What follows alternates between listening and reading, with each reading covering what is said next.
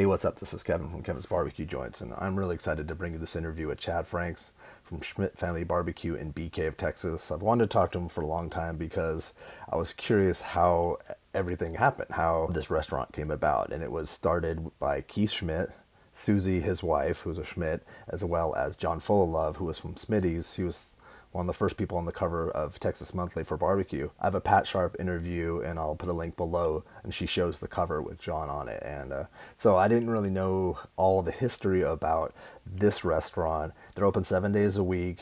They ship via Gold Belly, so they ship all across the United States.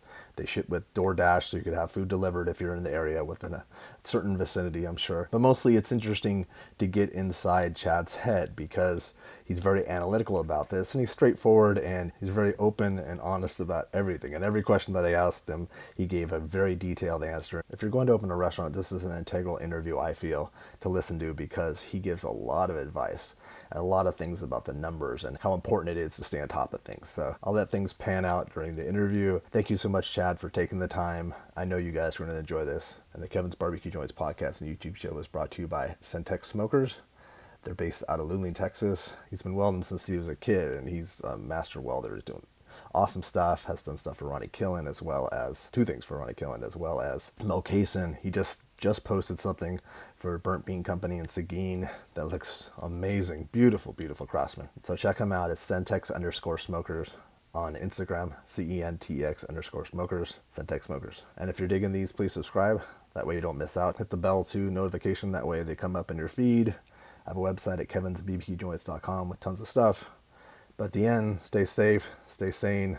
Thanks so much for listening and watching. I love hearing everybody's stories, especially the personal stories, how what goes on in their personal life and how they got to where they're at and everything. So it's that's what I find the most intriguing is that most people haven't come from a barbecue background, and right. I think that's what's fun because it shows that almost anyone can do this. It's just you have to work really hard. It's exactly yeah, and I'm one of those type of people that really didn't come from a barbecue background.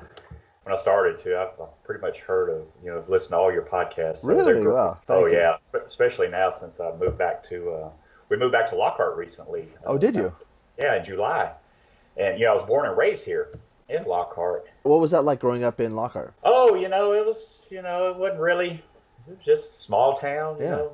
Everybody knew everybody, small school, of course. Everybody got along, which is great. And it's, I think it's still like that to this day. Moving back, there's a lot of, I think I graduated with 170 people in our class. And, but most of us either live here or in the Austin area. So we're all, when Facebook came out, that really tied us all back together to communicate. Yeah, it was great growing up here. Like I said, really didn't know much about the barbecue scene growing up. We went and ate, but it wasn't nowhere near the popularity that it is today. So it was just, just a place to go get you a hot link and a couple of slices of bread, and that was your lunch. Maybe get a piece of cheese if you were good that day. And so it wasn't. You had no concept of that. The enormity of how people were getting, like how crazy barbecue has become. Oh, not at all. And I guess it started taking off maybe in the mid '80s or late '80s when my wife's dad, Don Schmidt, and her uncle Rick, we're coming from Rick Schmidt's gun room. We bought his place in Lockhart. Oh. Rick passed away, I think it's 3 years ago in February. And so, Keith, had this place, and, we said, if you ever decide to sell it, we would love, first shot at it. And sure enough, it came to fruition about July. And so, yeah, we're living on Rick Schmidt's place here. It's a beautiful 53-acre place. Oh, really? Yeah, we're only about 2 miles of town, but it seems like we're out in the middle of nowhere. Do you think this is the place, and also too, around on your right corner, I could see over the gun safe. Which is kind of cool. That's my gun safe, and I love the old wood paneling. I love that too. It reminds me of my dad. I grew up in the oil field industry. I'm third generation oil field hand. Okay. And so I remember his offices in the 80s had this down in Luling. It does look like that, yeah. There's places that I go now. There's a wood yard that has their office is just exactly like what exactly. And I told my wife she wanted to change it. I'm like, oh no, she didn't have the grasp of it. I mean, this takes me back to my childhood. Yeah, yeah, definitely. My dad's office is down in Luling. But yeah, I grew up in the oil field. I'm a third generation oil field hand. My dad started taking me, with him, probably heck, whenever I could walk, he'd load up my little toys. I'd have trucks and dozers. He was a dozer operator, and what he would do in the early '80s was dig pits for drilling to drill wells down in like the Victoria area. And so I would go with him, and then finally he started training me on running dozers. Probably 12, 13 years old. D7, D8 Caterpillars, and so I started doing that, and then we got into the water transfer business for fracking. We were on the supply side of the water, and what we would do, we would transfer the water at high rates to frack wells, and we've done that all over the state. Your company would supply the piping and everything, or you'd already have that and bring it? Yeah, we would transfer through 6-inch aluminum lines. They're about 30. They came in 30-foot, 40-foot lengths. Yeah, I've always wondered. And so based on the the amount of rate they wanted, barrels per minute, that's how many lines we would lay. And so we had these big Detroit engines with these big centrifugal pumps. And so normally the manifold that comes off, we could lay 4 lines. And with those 4 lines, as long as it wasn't too far of a distance from the water source to the well, our pumps could get 100 to 125 barrels a minute. Wow. And so we kind of had a niche on that market for a while in the when he got into that. I guess it was 90. He had done it in the 80s, worked for a man who actually owned all this land before he sold it off to Rick and some other guys around here. And so he sold it to my dad in 91. I was right about 21 at the time. I never forget, we had to go to the bank and borrow $300,000. And that was an ungodly amount of money. And our bank note was like $3,000 a month. Oh, man. How are we going to do it? And luckily in the early 90s, the boom just hit and it just took off. And so anyway, we had some success with that. But of course, the oil business, it goes up and down. And then finally, I guess about 98, I got out of it because I've seen 2 or 3 busts, and I wanted something a little more, a little more long-term, consistent. So I went and got a job with TxDOT, Department of Transportation for the state. Oh, yeah. Yeah.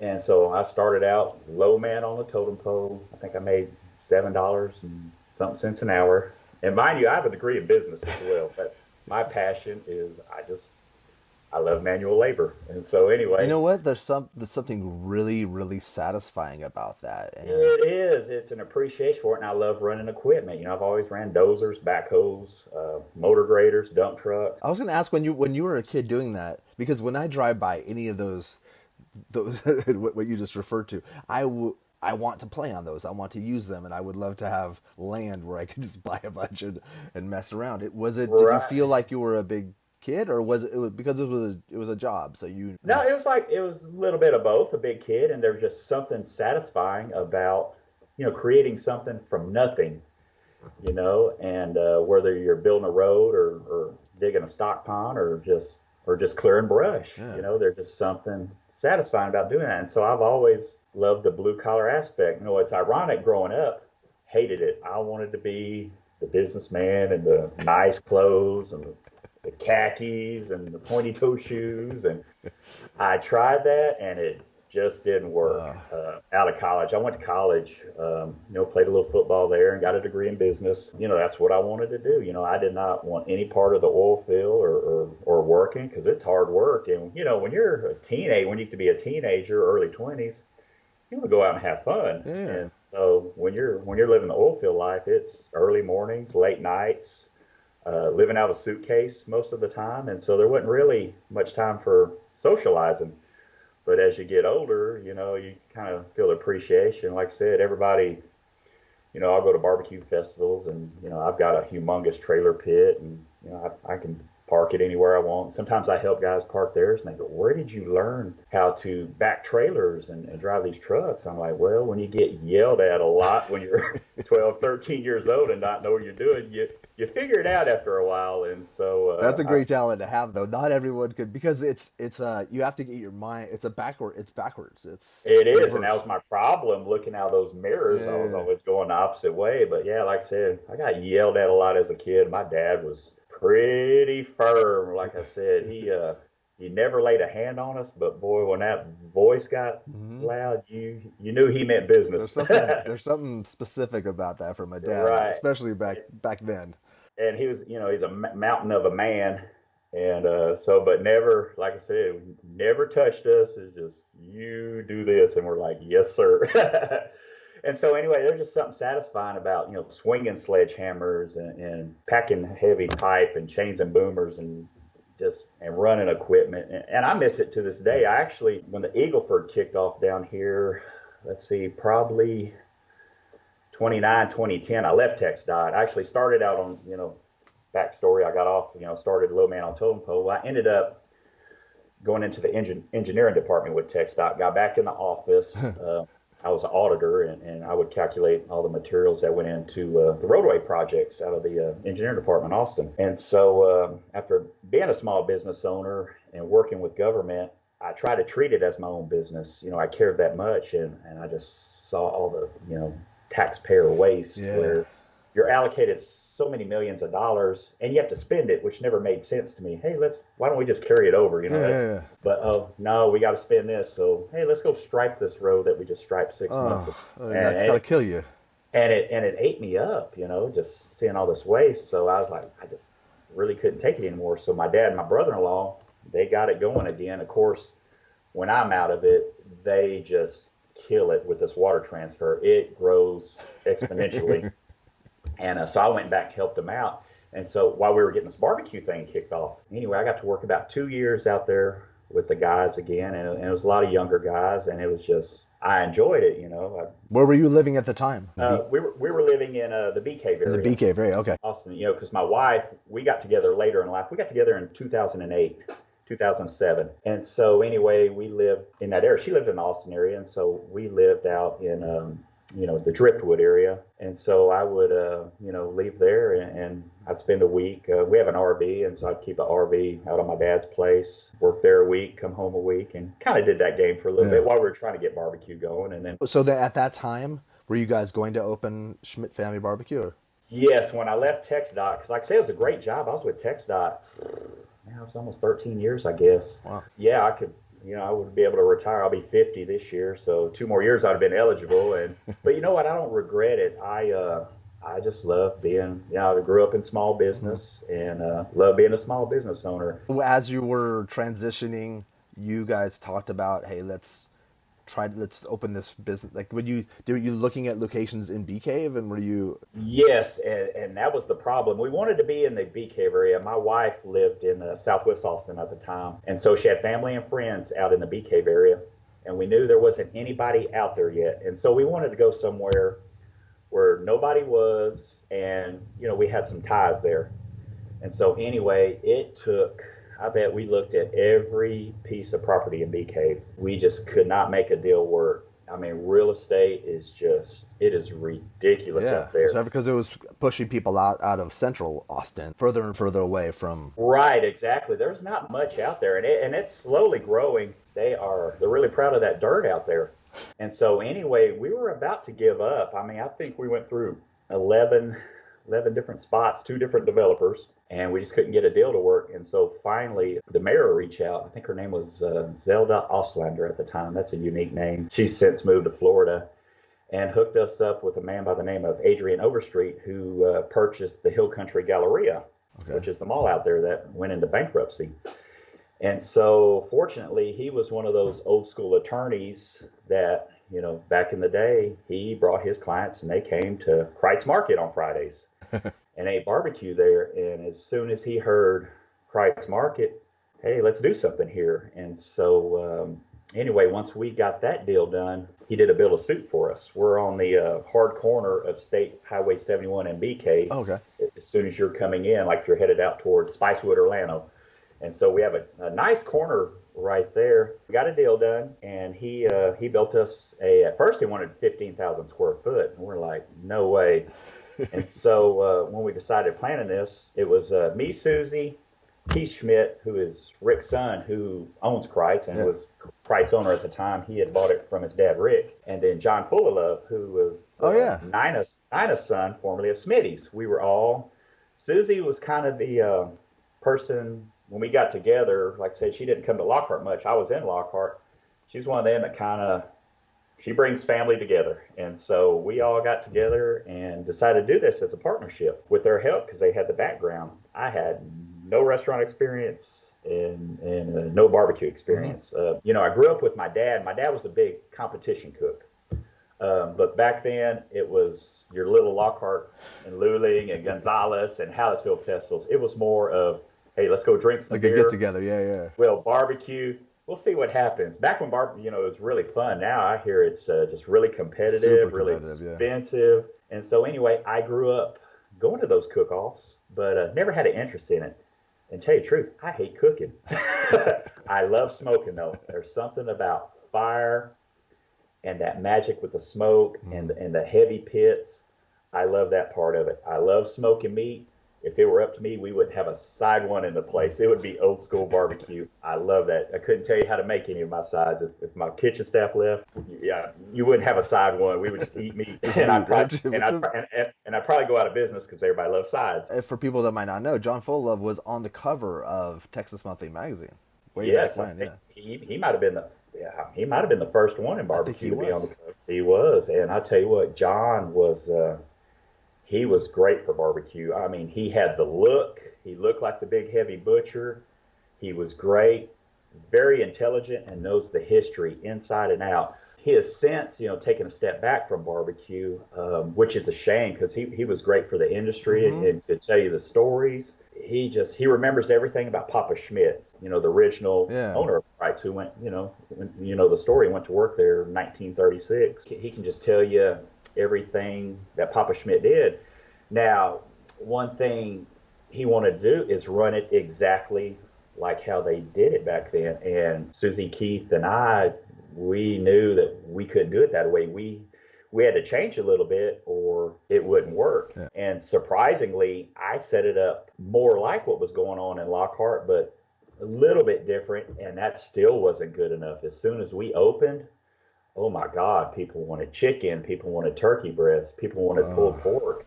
And back then, we opened in October of 2013. Hell, I didn't know what pork butt was. I'm serious. I didn't know what a pork shoulder, pork butt was.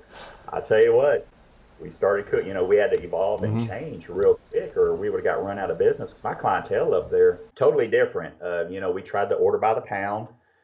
That confused everybody.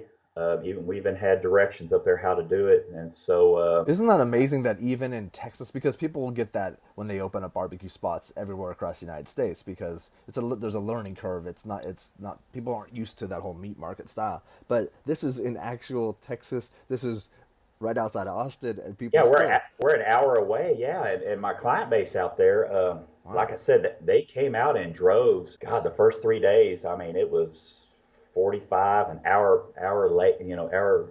wait to get in and I set it up. We went big, like I said, 7,500 square feet. I have 4 pits. I have 2 big old Bewleys and 2 big old close pits. I've got all the walk-in coolers like Kreitz and Smitty's have. I think I have 3 or 4 of them where you can store all the product.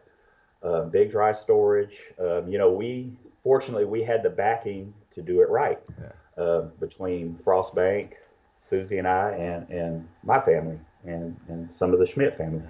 And so we went big because we've always, if we're going to do it, we're going to do it right or not do it at all, And so we put a lot of money into it. And like I said, my clientele out there, they were driving up cars I've never seen that on TV, Bentleys and Ferraris and Porsches. I've seen a Porsche, but still, it's just interesting that you don't see it in Lockhart, Texas. Like I said, I drive a 1-ton dually. I've driven one all my life.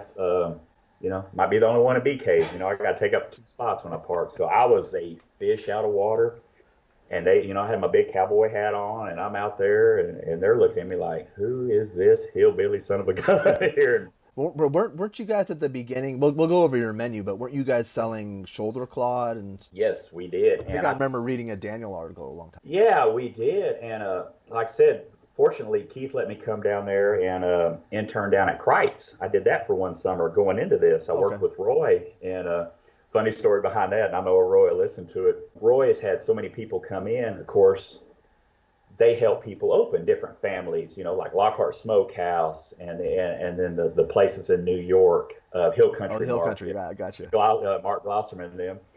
And I went in there with my mentality is I need to do this like I'm here full time and it's mine. And so I had the Big Chief tablet. I drew pictures of how we put the meat on. There's 7 pit. They have 8, but they usually run 7. I diagrammed it. I'm real OCD and I take a lot of notes.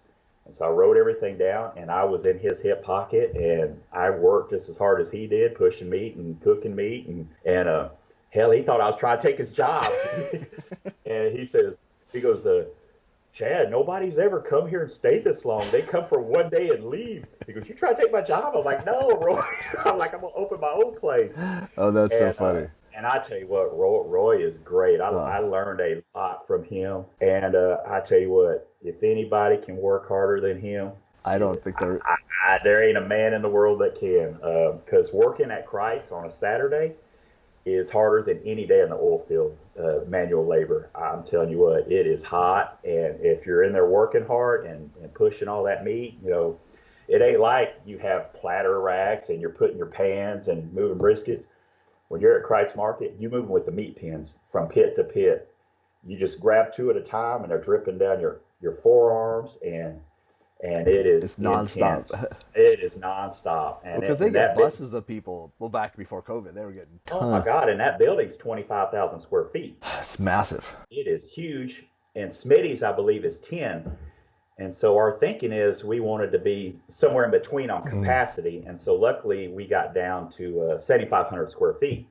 And so we can seat a couple of hundred. And then we have a private room for events that works out well. Did Roy? Because I remember when I interviewed Roy, he talked about working construction. Did he work on the place that you're at right now? No, this was built afterwards. Rick's house was built in '94. Okay. I was trying to tie But it somehow. I thought maybe because he had yeah, no, mentioned, I think it was Keith. Did he work at Keith's house one time, maybe or something? Or no, he worked at my father-in-law's house, Don. oh, Don's. Okay, Yeah, Don Schmidt. That's my father-in-law. He's still in town here, and he still lives there. okay, that's what it is. I knew Yeah, there was some yes, connection. yeah. Susie, my wife, her family moved back here in '85 to, going to. They were out on the West Coast, and then in San Antonio, he was a real estate guy. And he hit it at the right time and did very well. But he came back, and him and Rick bought the business from their dad, and he got into barbecue. And and Susie and them moved here in '85, and so Roy worked for a man by the name of Danny Buckner, who is Rick's best friend, and he's the house builder in Lockhart, Gotcha. There it is. That's what it is. the high end house builder. And Danny's still alive and actually still runs his cows out here. He's got 12 mama cows and a bull, and of course all his Oh, heifers and calves. So we let him stay on the place, and he was real worried he's going to have to leave because he's had his cattle here. He's been tied to this place we're on for 30 years. but that's the And Texas way. That's that's the the Tex way. And we told Danny, and of course, when you come to Lockhart and you got land, every Harry, Dick, John out there, family, hey, can we get that place and put our cattle on there? I'm like, oh, oh, that's a thing. I know that's funny. Da- Da- It makes Danny's been sense. Danny's been here forever, and you know what? Yeah, and we don't even charge him. We just appreciate the ag exemption, Yeah.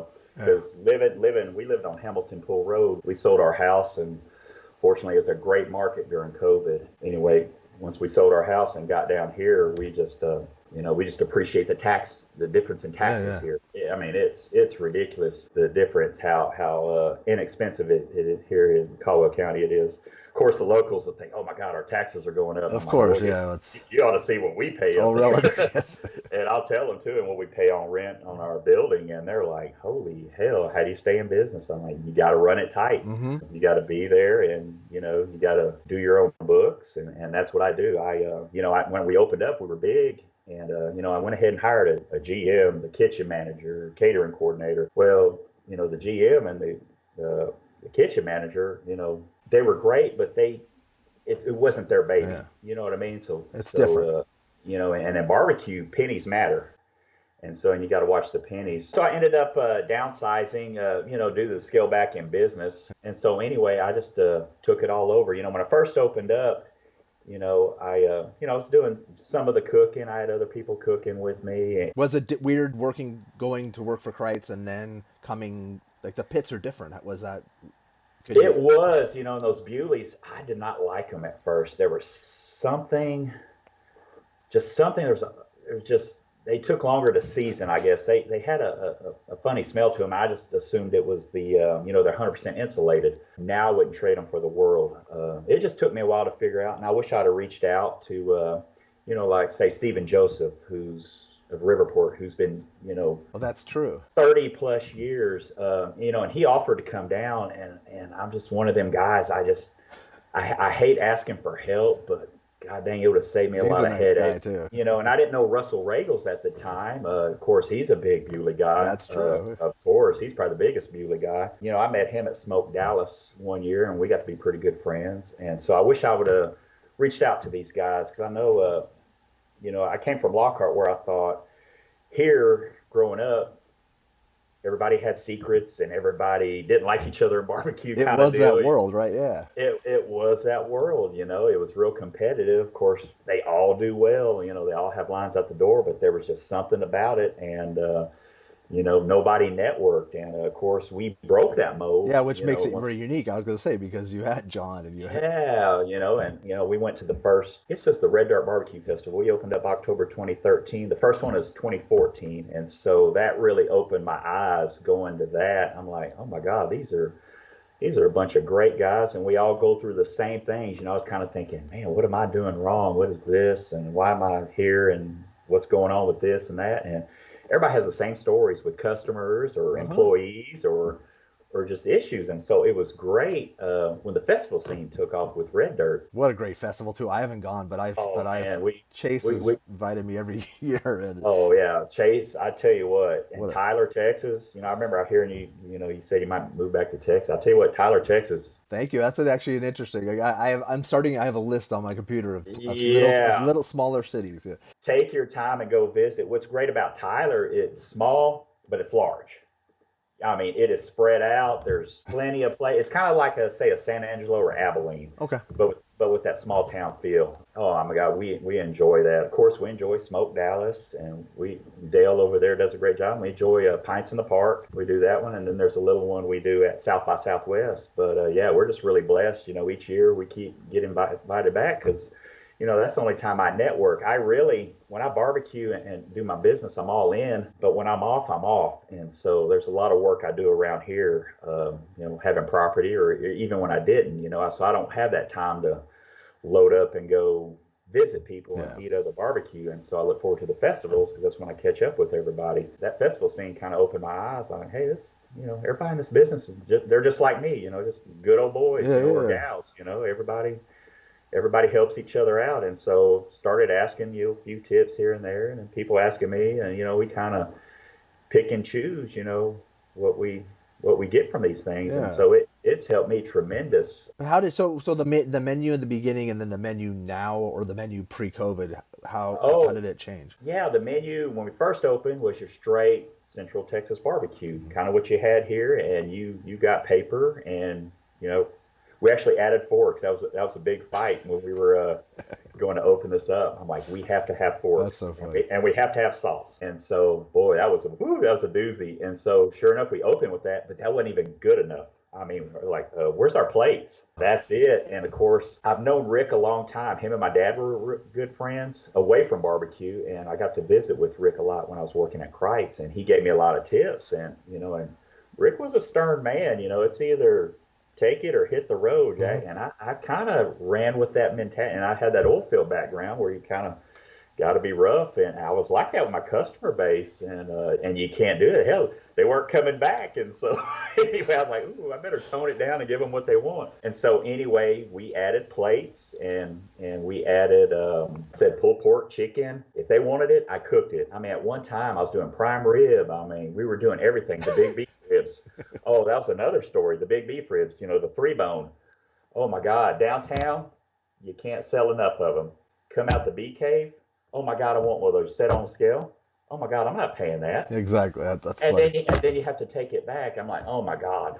And so I went to a 4-bone chuck, a little small one, and those were selling pretty well, but there's just no money in it. And and it's just a novelty, and I wasn't really selling enough That's to. what a lot of people don't realize too, is that people aren't making money off those beef ribs. It's No, and I'm a businessman first, and when I came out of the gate in 2013, my prices were high, and because I know, okay, I need 30% food for 25, 30%, and a lot of people say it's not obtainable.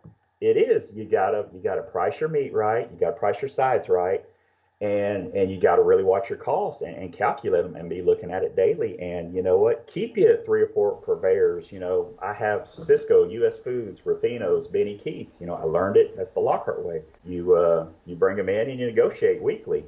Of course, since then I've tapered back because I buy my meat from Mike Rufino, and they are great. the And Rufino meats. Yeah, oh my God, I trust him 100%. that's someone I should reach out to too. I've been thinking Oh about. yeah, he is awesome. That whole family. I met them when we went. I helped open Kreitz and Bryan when that opened up, and it was just right across the road. And Mike lives here in Cedar Park, and I called him up. I'm like, man, you're a great guy. I just let's talk and see if we can do some business because I just these meat guys with these bigger box stores, they just Yeah, fluctuate too much. You can't do that, and I got to where I wasn't buying the volume like, say, a Kreitz or Smitty's does, where you really negotiate. So I had to pare that back. And so, and actually the Rufino meats have taken my product to the next level.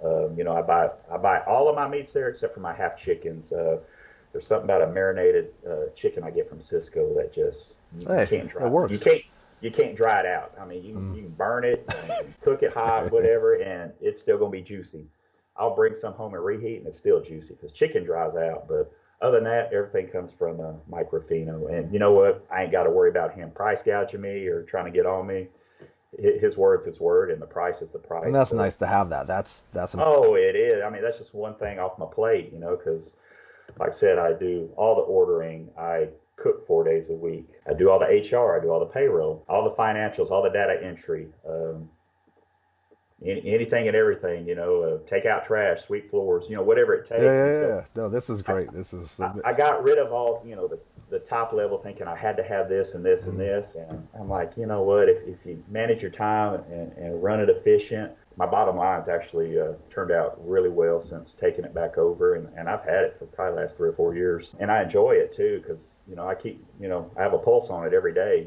I mean, I'm so tedious to where, I'm clearing my checks every day in my just being OCD in my checking account just to make sure I don't miss anything because I do wear a lot of hats, and so I just it's better to be that way. I think that a lot of people run food businesses from the hip. I learned that real quick and create some forms that help you out. We have a nice form that with our pars every day, Hmm. and I document what we cook every day. I document the weather. Is it a holiday? Do we have Super Bowl coming up? And I learned that from Roy. He has his journals, and boy, I wish I could get a hold of those down the road if he ever I gives them know. away, which he won't, because those are going to be those are novelty items. Yeah, I mean, he had. that's probably part of the like barbecue Hall of Fame, or if there's like a Oh museum, a Lockhart yeah, museum of barbecue, that would go in there. exactly. So I got that from him, but I changed it to fit us. I can go back and look, and so I'm looking at that every day on what to order. And so where a lot of restaurants make their mistakes, they're over or keeping too much inventory. Fortunately, I try to buy, they buy twice a week, and I've got the cooler space. I used to buy once a week because I could hold it, but I like that twice a week where I just keep it turning. Are you guys making your own sausage too? No, we don't. We actually we buy Kreitz sausage, Okay. the original and a jalapeno. I'd love to make sausage, but out in Bee Cave, that area is known for having a hard time finding labor. Now, I've been blessed. I have 11 employees, and 10, I would say, okay, 9 out of the 11 have been there since day one, year one. That's amazing. And people ask me to come to the chamber and how do you do it and all that. And, I'm just small town country, but I'm like, pay them, pay them what they're worth. If they're good employees, if they have great That's great attitudes, advice. pay them, treat them fair, firm, and be consistent with them. And so I pay my employees very well. And there's been a lot of times early on where they get paid. I don't take a paycheck. Like I said, fortunately, I'm blessed enough. Susie has had that great job with Dale where, you know, we can actually make this business work where I don't have to take a paycheck. And so anyway, I make sure they're paid. They get paid vacation, and they were like, restaurants don't do that. I'm like, well, this ain't a typical restaurant. And this is all transitioning when I had somebody else managing it for me. Tip share, we do tip share. That was a game changer. Susie and I kind of took a step back, and our manager's like, nah, they'll make too much money. And we looked at each other like, what kind of philosophy is that? Where nobody makes too much money. If you feel like you're compensated in anything you do, you work harder, you're more invested. Yeah. It's just how, it sounds so simple, but it's true, but it doesn't happen very often. It's crazy, and it's performance based. We have it where, if somebody's order's messed up, well, you may not make it that day, or if you're late, it's kind of incentivized as well. And for sure, fortunately, my employees are so great. I haven't had to take anything out in years now since we transitioned to that. So, they might make an extra $3 an hour, and so, I love seeing all these new cars pulling up in my restaurant that they're driving, and it's changed their lives. They can, and to afford a living, like to make a wage that they can afford things in life without being crazy. That's ideal. Why would you leave that job? And they buy in, and they treat it as their own. I mean, there's stuff that happens where I know they didn't have to tell me, I would never find out. But they tell me, and I don't have to worry about theft, and that goes on in typical restaurants that you hear about. Never had to worry. Big time. Yes. Never had to worry about that. Of course, they know I can tell you what a Topo Chico's missing because, like I said, I look at everything. That's every funny. day. Yeah, you're that guy. I am that guy. Yeah. But with the Kreitz sausage, when I worked at one of the places I was referring to in L.A., we shipped in at the beginning. He was using Kreitz sausage, and then I think he stopped making payments, and then Kreitz is like, we're not going to use you. But it was fantastic. It was perfect. It happens that way all the time. Like I said, I'm close to those guys at Kreitz, and it's amazing. Like I said, I think we get 20 days to pay. I pay every 7. When we go pick up an order, a check goes with them because it just keeps your book straight, and I hate owing anybody, and so I pay all my bills every 7 days, and that's the beauty of this business. I love this business because you know where you're at weekly. You know what your payroll's going to be. You know what you're selling, and you know what you're buying, and you pay each week. Where in the oil field business, working for these big companies, we may not get paid for 90 days. Well, that's fine and dandy if you're rolling. But once that well shuts down, and then oh my God, there's no more checks coming in, then you got to get started again and wait 90 days. And so with restaurants, you can keep that pulse on it, and you know where you are weekly. How did COVID affect you? COVID, it really, at first, of course, I mean, we were down 45% right off the bat. I'm like, holy moly. And so it was actually another time, okay, what can I cut? What can I renegotiate? And so I made some changes there. So anyway, it affected us bad. We were 45% down. Then we got to about 25, and now we're running about 10. And so we're doing pretty well now, and we've since taken on shipping. I wish we would have done it right when this started, because our cousins in Dallas did it, and they were killing it with Gobo. And so your cousins in Dallas are Jill and Jeff, yeah, Lockhart Smokehouse. And so I never want to take on shipping because, you know what, I already had enough hats, and I didn't want to do. We've been talking about it before, but with Goldbelly, they streamline everything, so it makes it easy. And so I was all on board. So we started shipping in October, right before the holiday season. And boy, it's a game changer, because one thing with shipping is, I had the pits, I have the cooler space, I have the freezers, I have the back. Of course, I bought a second vacuum seal machine in case one went down. I had everything to do it. A lot of places, fortunately, don't have all that to be able to just take off and start shipping. So luckily, I was already set up for it, and it's been great. And we ship everything. Hell, we even ship sides. That guy with Goldbelly, he says you got to ship sides. Nobody's doing it. And of course, I know why, because it's a pain in the butt. But sure enough, sides have been killing it. So a place like Gobo, like a company like that, will they walk you through the process? Oh yeah, because you're the first, and I know people out here that Goldbelly's reached out, or they've reached out and they've wondered if they should do it. Oh yeah, I mean. Yeah, 100%. They made it easy. They walked us through it. Their dashboard is very user-friendly. The marketing is big. They do all the national marketing, which is huge. Get your name out there. They tell you where to buy, like your insulation packs and stuff to So keep it cold. they help you facilitate that. Yeah, they facilitate everything. The menu, what people want. Oh, it's been great. And what's nice about it is we do delivery through DoorDash. We brought that back on. I didn't like it at first because of the fees, and I got to thinking, you know what? All right, I paid 25%. I'm just gonna mark everything up 25%, and I did that, and Specifically for delivery, yeah. for DoorDash, yeah. And you know Makes what? sense. I would have done it. I wish I would have done it right away. And so now, I mean, I'm fine with it. And people, God, I mean, DoorDash is just as big as our online. We started online during COVID. That's been great. The POS system do you use? We use micros. Oh, micros. Micros, yeah, old school. That's what Kreitz has, so that's what we use. So right now we're using Squarespace, but we're looking to upgrade and change that. It's been working well, but we kind of want to, kind of modernize it a little bit and be able to take tip share on it. We're not able to take tip share through Squarespace, and my employees are losing out on a lot of revenue on tip share through the online. Do you have a separate area for online pickup? And yes, we do. We'll leave what we do is when they call up to the back, they just give us a call and we walk it out to them. is indoor seating allowed? It is. We're at 50% right now. Oh, wow. But with my place so huge, I never really filled the place up. So it's pretty much like we're running normal, So, my capacity, I can seat over 200. And so, I can keep 30, 40 people in there, no problem. And what days of the week are you open? 7 days a week. We're only closed Thanksgiving and Christmas. 363 days a year we're open, because you know what? Rent's due every day. That's what I was hoping you would say that. Yeah, that's my favorite when people say I pay rent for every day. I heard that from Jeff at Lockhart Smokehouse. Rent's due every day. We're going to be open every day.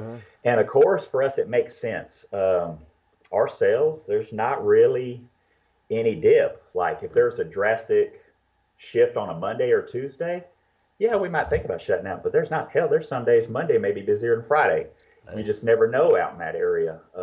Out there, to go is huge. I would say even before COVID, 30 to 40% of my business was to go. So if I could have a little over 2,000 square foot building, the bottom line would just be just crazy. Just people like it to go out there. Big parties. There's always big parties. We do a lot of back when people were actually meeting at work, big orders for, business. Those orders are nice, yeah. And so we've lost that, but we've made it up with online and shipping.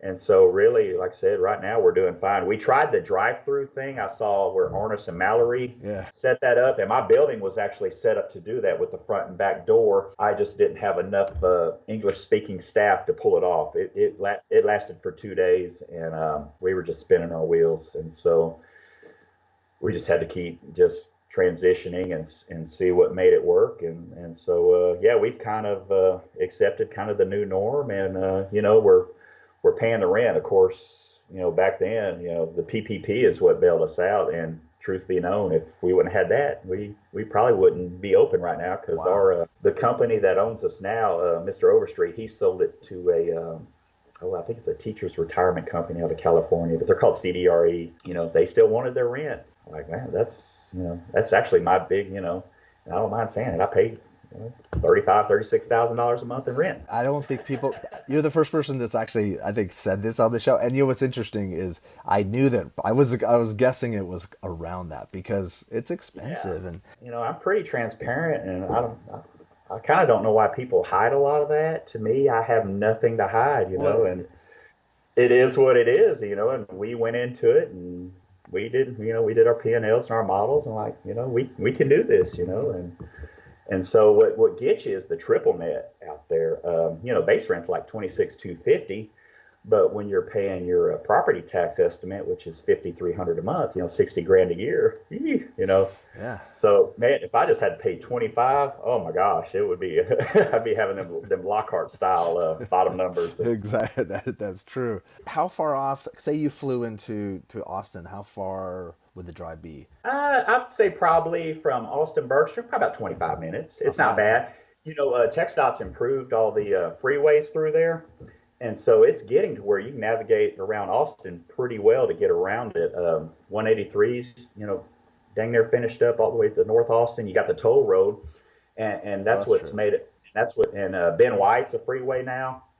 And so, and that's Oh, it really, is. It's been a while since yeah, I've been oh yeah, it's there. nice. They're finishing up the interchange at 183. It can still bottleneck there, but they're almost done. And sure enough, you stay off 35, you're fine. And so you can navigate around Austin pretty well. And that's what the beauty of people are like, oh my God, you commute from Lockhart to here? I'm like, well, yeah, I did it in the oil field. This is nothing. About 50 minutes in the morning. I leave, I get up at 3. I'm out of my house by 3:20. A little after 4. I'm walking in the door and there's no traffic. And I'm an older guy. I set my cruise on 60, 65. I stay on the frontage road. I don't pay any tolls and go up to 130 and hit Ben White. And Yeah, it's not too bad. I may bump it up to 65, get a little wild, and it gives me time to listen to podcasts now. Because before I lived 12 minutes away, and our thinking was when you first open up, you got to be there, which is true.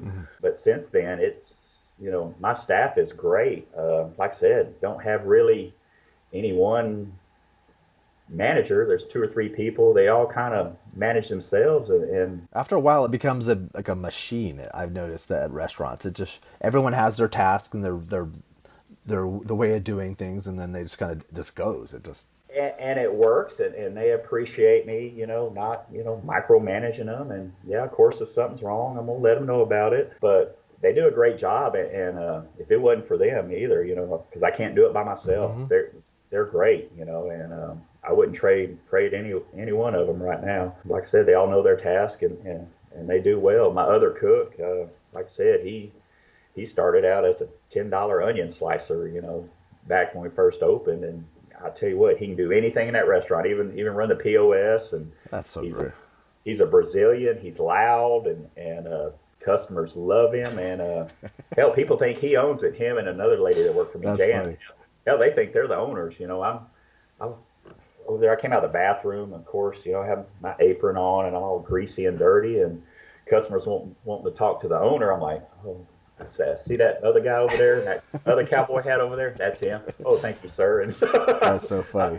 I sent the gentleman over there to talk to them. But I like that. It's not about me, and I don't want it to be about me. Yeah, when you first opened up, yeah, you want to do this, and you pit master this and all that. Now it's like, after being 7 years, I hate that term. Yeah, so do I use it when I write stuff. Sometimes I put it, but it makes me cringe. I don't like it. Oh, I know. I cringe on that, and I was like, I'm a barbecue cook, because I did barbecue classes for income as well early on. Another thing I got from Jeff and Jill up there at Lockhart Smokehouse, helped pay the bills, and they were great. And I'm kind of a shy guy. I'd have to drink a couple of Miller Lights before I got up there and got started. But That's hilarious. But people loved them because I told everything, how to do it, and like I said, people think there's all these secrets, and I told them everything. Do you think you'll do classes again someday? Or is that know, not part of the business model? I probably could. Like I said, I have that post oak room. It's just I got to where I think it ran its course because I bet we did it for about 3 or 4 years. Yeah. But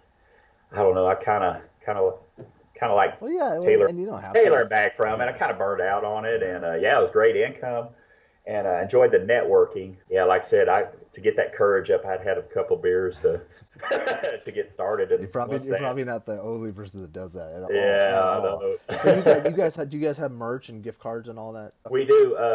Gift cards have been a big seller. That's helped out. Merch, I'm not too big on merch because that's another expense. Yeah. Say a Kreitz, Salt Lick, those big restaurants, the merch flies pretty well. And that's another mistake I made going out big. I built this nice high dollar wooden cabinet with the glass like Salt Lick, and had 8 or 10 different shirts and caps and all that. And you're talking thousands of dollars. Yeah, it's marketing, but it really didn't work for us.